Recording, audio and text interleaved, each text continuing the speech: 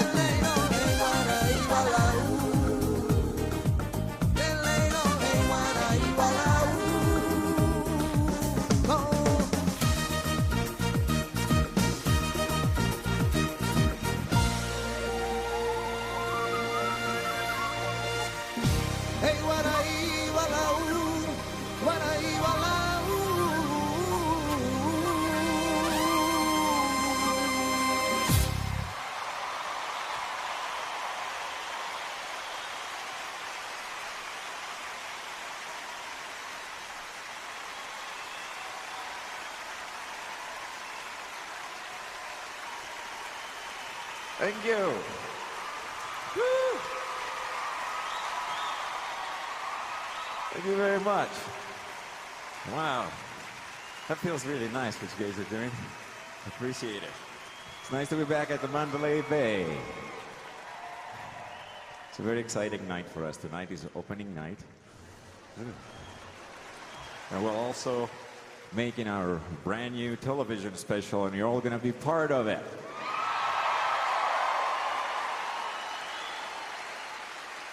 Right. I have a lot of music for you tonight, so I'm going to just keep on going. This next one, all right.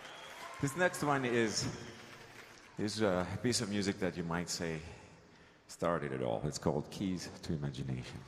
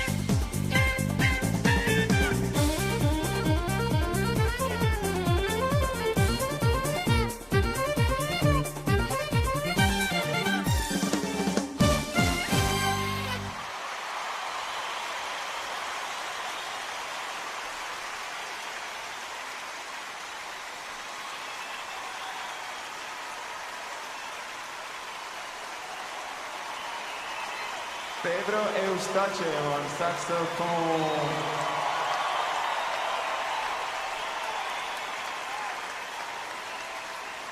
Sayaka on violin.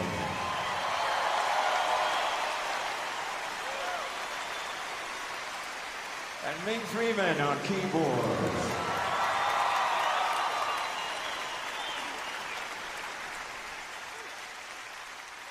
Let me see now, how do I follow this one? Okay, this next piece of music we first did during the Acropolis concert. Thank you.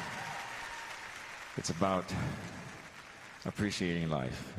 As we all know, life is very short and it's very fragile also. The song is called Until the Last Moment.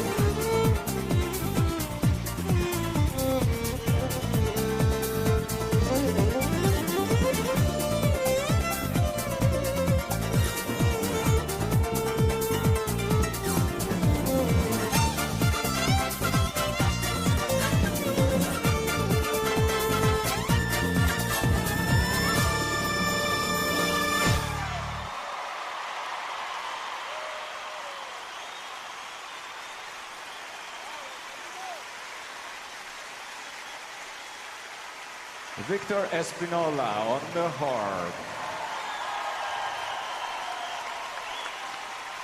Sambal Yervinian on violin.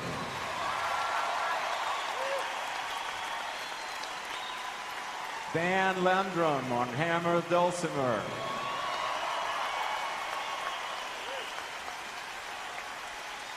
Ramon Flores on trumpet.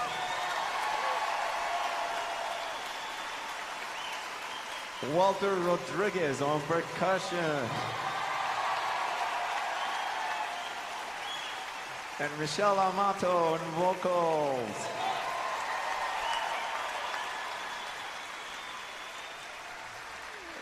Wow, figuring out the names quickly is it's a nightmare. I think, oh, I'm gonna forget the guy's name. Who was the guy with the trumpet again? Ramon. I've been practicing.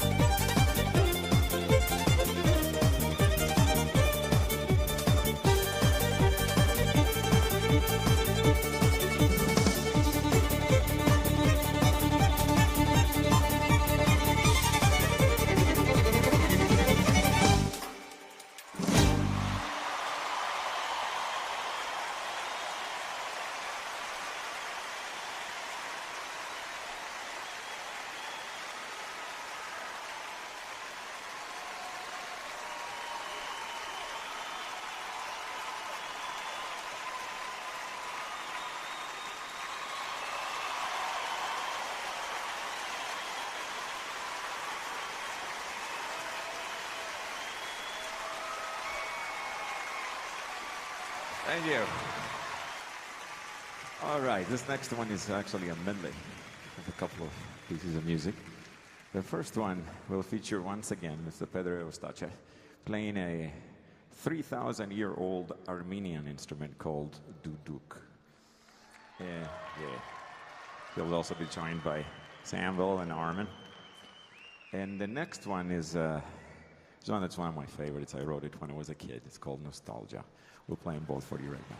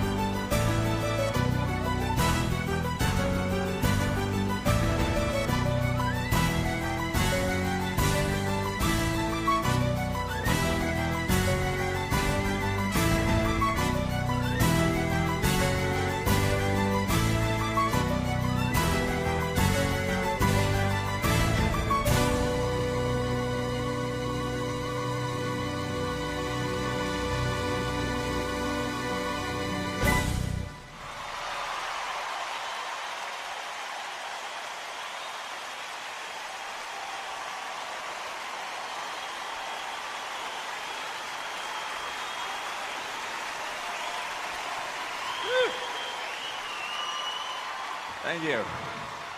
That's fun. Thank you very much.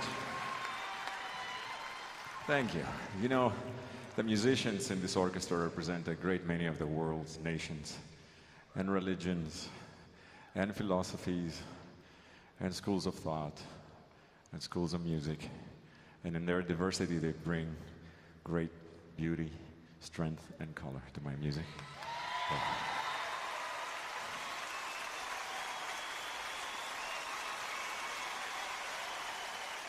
And I'm always grateful to all of them for breathing life to my notes.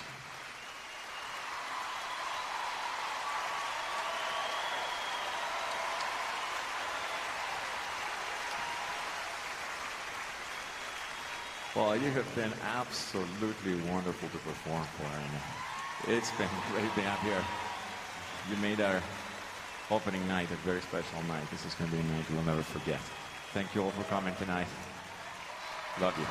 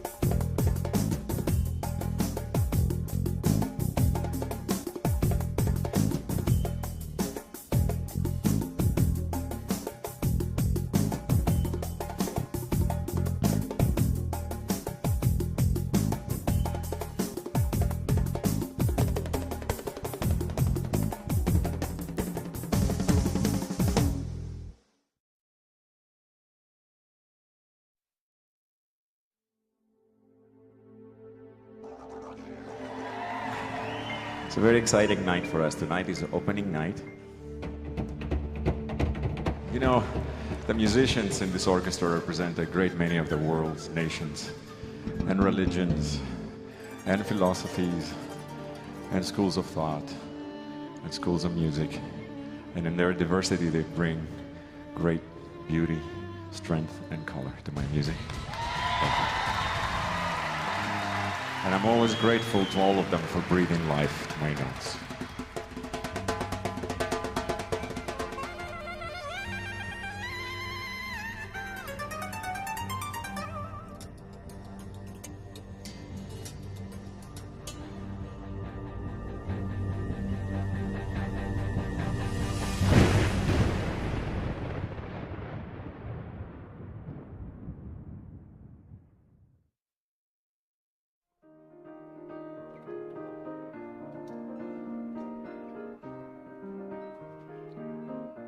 I want to affect people in a good way, to lift their spirits, open their hearts, move them emotionally. Ready? Do it.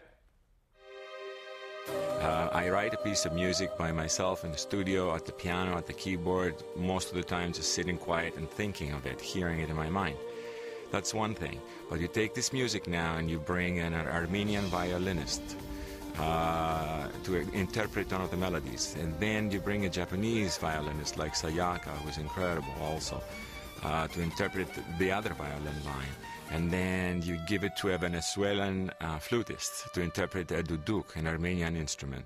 I'm late, got this. He's always late. With a guy named Charlie Adams, our drummer, incredible, who is from Chicago. Play out. This is it's fine.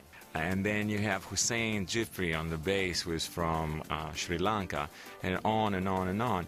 And the music becomes colorful, it becomes alive. It takes a meaning and a soul that I almost didn't intend.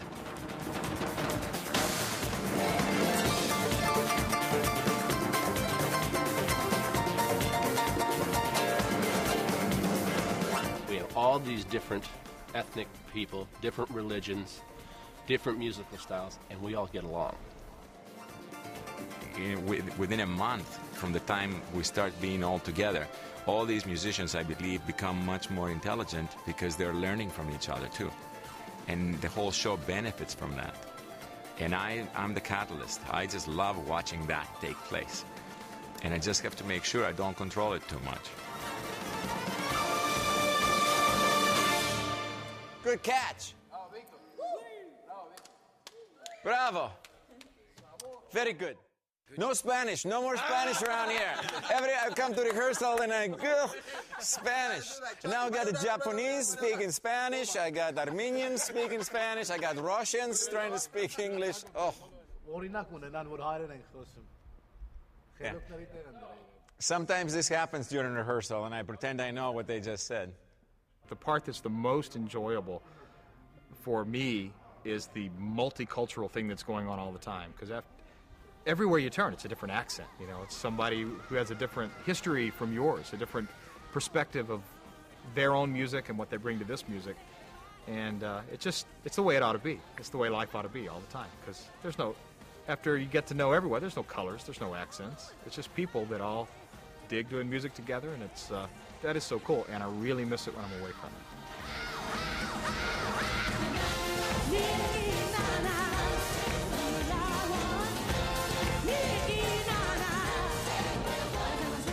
Alfreda Gerald is an incredible vocalist. She's got soul, and she sings. She hits her notes. Her intonation is impeccable, and she never slips.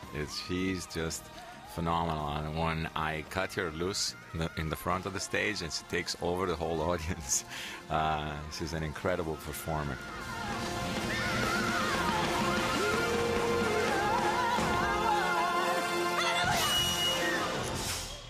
Yeah. Very good. Excellent. Excellent. Normally you guys be standing up. You know where it is, right? So don't forget it next time. Remember, we're training camera guys. If they don't know you're going to be up, they don't know they're going to shoot that. When I met Walter at the very beginning, I just hired him because he was an incredible percussionist. And a great sense of rhythm and accuracy, and very powerful. That's what I liked about Walter. He's a powerful performer. At the same time, one day we were sitting there and he started tap dancing a little bit and doing something with some PVC pipes. And I went, what is that? I asked him to do a little more for me, and I just watched him do it, and it blew me away. And I thought, why don't we figure out how to bring this into the concert?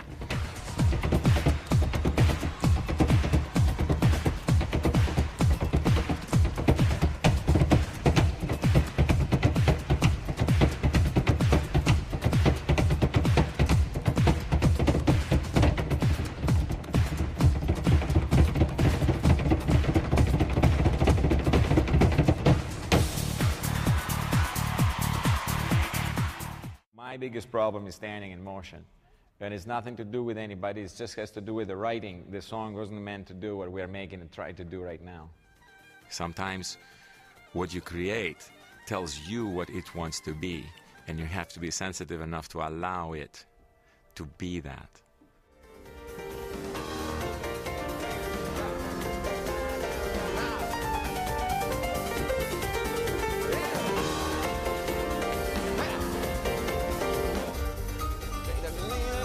You hear Pedro in there?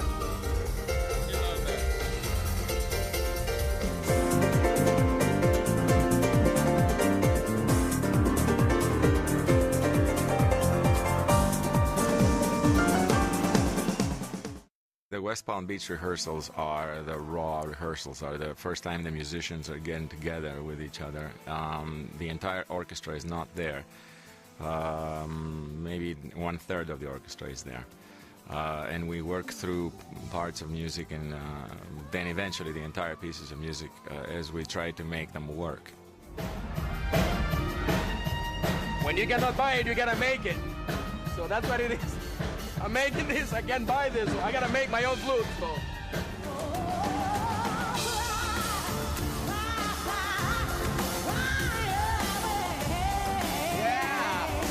Yeah, that's it.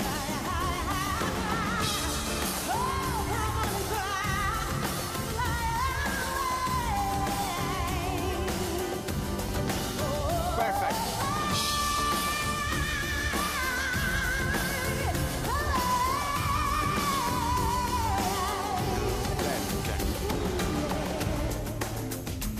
Great, great. I like that. That's really good. Can you mark the CD where this was? In case she forgets, this was really good. Do you remember? Well, you remember what you just did? So the first one, you're going to hit the high note. Yep. Then you'll come down and do what you just did. That was really good. If I forget, just say Aretha Franklin. And then the last one, that's fine. We can, yeah, we say thank you, Aretha Franklin. I stole it from her. That's it. That's good. If you're going to steal from somebody, Aretha Franklin is a good person. As soon as I can get Ramon off the phone, I can rehearse. What is that high-end chicky stuff? That's not it. Oh, maybe, yeah, this one.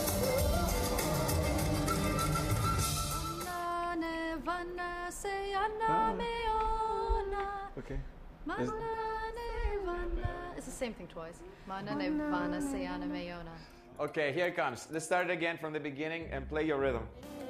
I have the concept of the songs and what I want to see happen, plus I keep in mind who I'm working with, because a lot of my musicians are not from America. They were raised in different cultures with different philosophies and different religions and different ideas about how music should be done. If I am clever, I would allow those philosophies and those emotions to come into my music, and then through this complexity comes beauty because it becomes unique. A strict, straight orchestral performance, you got a pretty good idea of what you're going to hear. You know, and if you go to see a band that's been built as a world band or something, you get an idea of what you're going to hear because those genres are so straight. Because Yanni brings in so many different things, you know, percussion and hammered dulcimer and a Paraguayan harpist and, you know, violinist from Armenia and all these different colors, and pulls it all together. You get something that's different from world music. It's certainly different from any techno or any pop or classical. It's really got its own thing. 1, 2, 3, pow!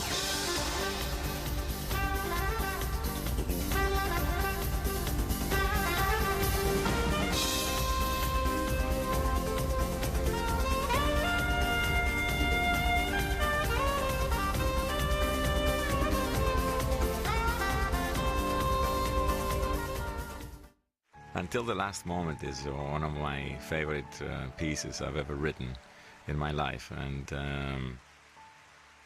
it's a very special piece because I wrote it. I remember exactly where I was when I wrote it. I was in Greece. It was towards the end of August. Everybody was gone. I was there at my house by myself. And when I was composing it, I got the idea one evening, and everybody was asleep in the house. And then when my dad woke up the next day, I showed him half the piece. And then the next couple of days, he got the opportunity to watch me compose a piece of music. That made it very special. It was the first time that he ever saw me create the piece. It's an old piece of music.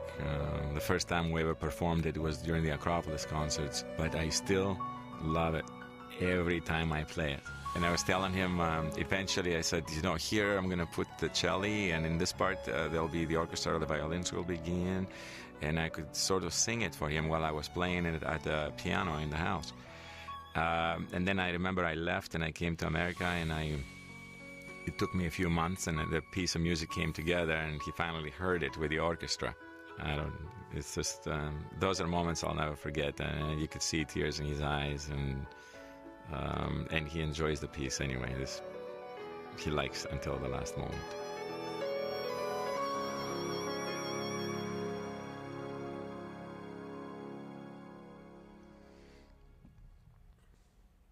What do you think? I wake up in the morning, I drink a lot of coffee, and I just begin working. What kind of work do? I do everything. This whole orchestra up front gets pulled apart to its basic parts. So each violin has a single microphone, or sometimes two microphones, and it has its own channel on the console. There are two consoles that control all the sounds. So essentially what we're doing is just taking the whole orchestra apart to its basics, bring them in the console, treat each instrument separately, and then put it back together and amplify it. That's the only way you can get punch out of the sound. These are click tracks that we play to so that people can stay locked, and also it feeds video and it feeds the lighting guys and everything, so everything stays locked. I work very hard, I pay attention. Put an EQ on 3 and 4. I work with everyone as closely as possible.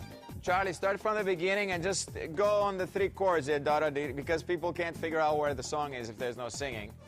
It's endless hours and days and weeks and months, and sounds great. Let's do it again. It's perfect. Do it again. I have a concept, I have an idea. It's a very strong idea usually in my mind, and I hold on to it. That's what creativity is. That's what creating something is. You see it in your mind's eye. You hear it in your mind's ear. You know exactly what it is. And I don't lose touch with that. The goal is to try to finish every tune. We'll try not to get stuck. If somebody needs to go through their solo, maybe I'll pause for a second, run the solo part one time, and then move to the next song, and the next song, and the next song. I'm going to try to drive straight through rehearsal so we can finish early, because I also don't think I'm going to last very long today.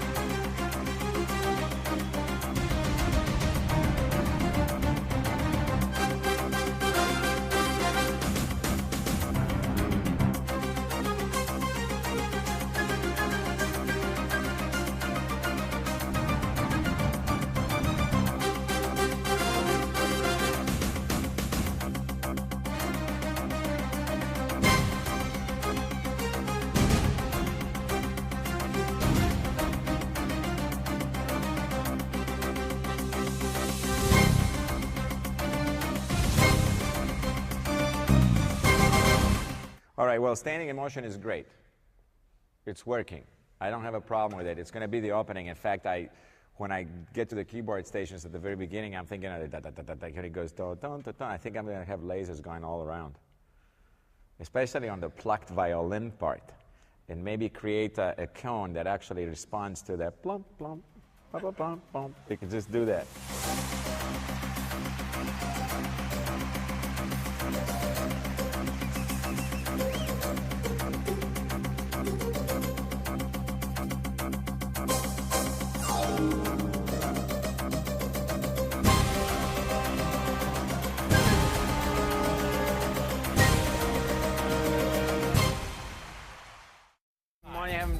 This is a collaborative art form. You know, you have a lot of people. You have lighting directors, camera people, directors, sound engineers, musicians.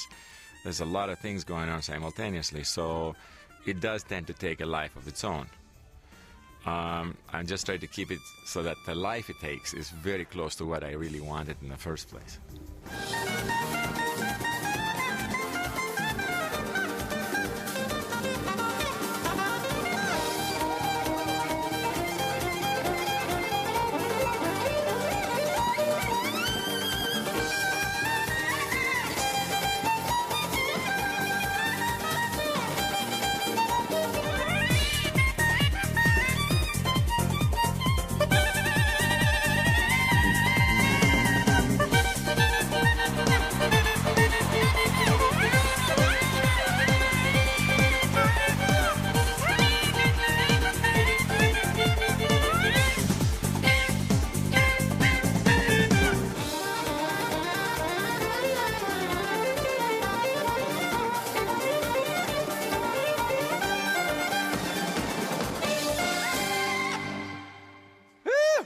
Smoking!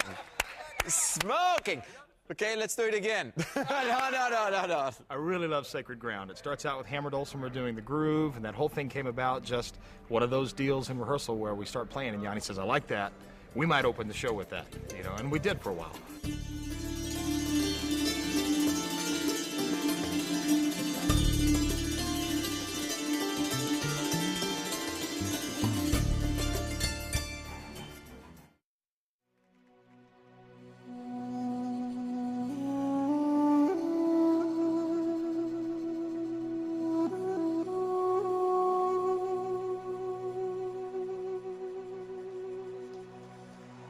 The screens behind us are extremely important because they allow you to see close-ups of the musicians. And it's extremely important to see the expressions on the musicians' faces and what it takes to make the sounds they make. I want people to see that from up close, so they're critical in enjoying the performance.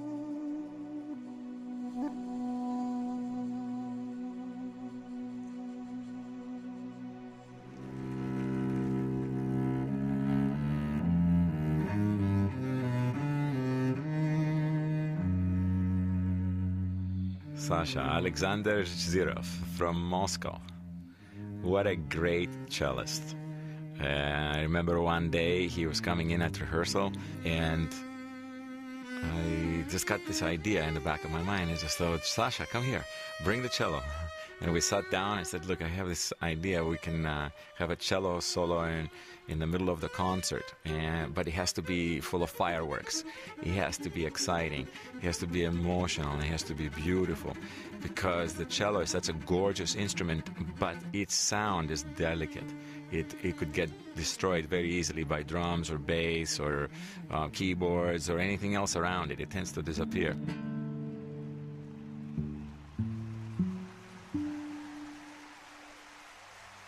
I wanted to show the cello in all its magnificence, isolated.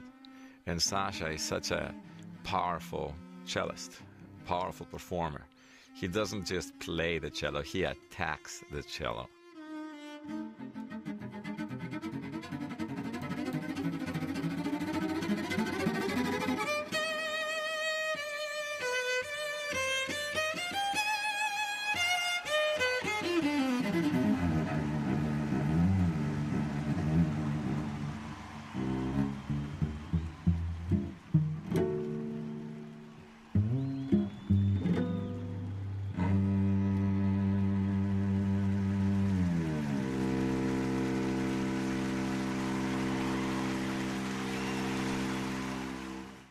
This is called Nightingale. and Pedrito starts it. No click, I'll cue you when the click comes. Okay. The single most important thing about this new show is control of the environment. At the Acropolis, and at the Taj Mahal, the Forbidden City, at our outdoors concerts, very difficult to control the environment. You're on ancient sites that you have to be extremely careful about how you position your equipment. In an arena, you have pretty much 99% control of the environment, and you can position your musical instruments, your PA, your lights, any which way you like. And this way you can concentrate on the performance and capturing the performance. And I think that was the single most powerful factor in the creation of this video.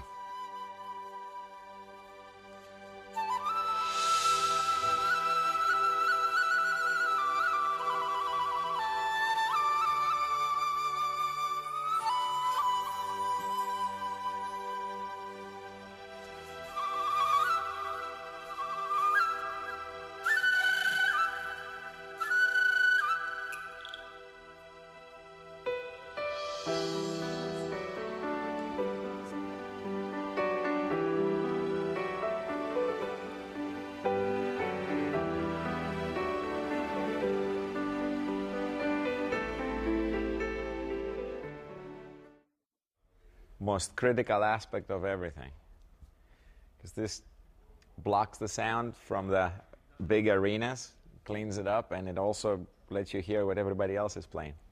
Very important. In the end, it's a little boy playing the piano. It's a little boy expressing himself. It's a little boy from a small town in Kalamata, Greece, being moved emotionally, wanting to be understood or felt by his fellow human beings,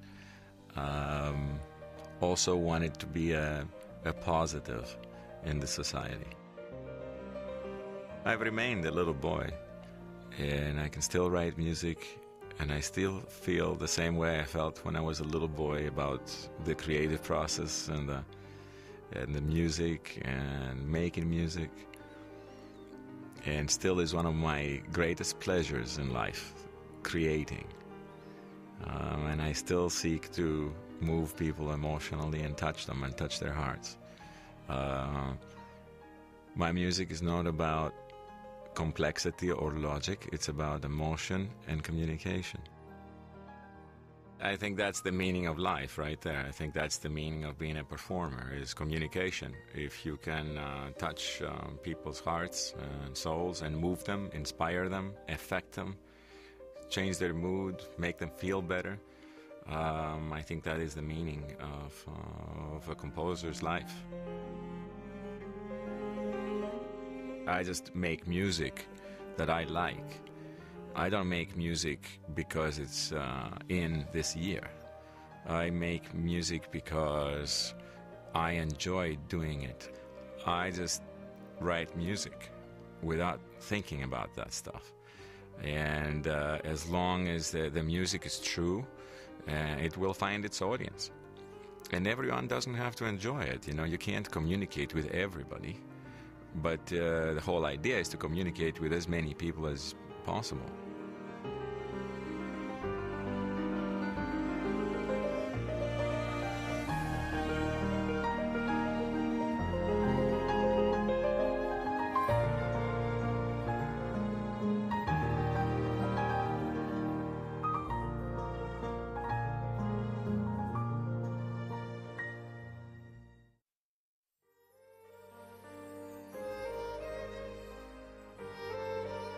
This was a fun piece that developed out of a Vivaldi piece of music.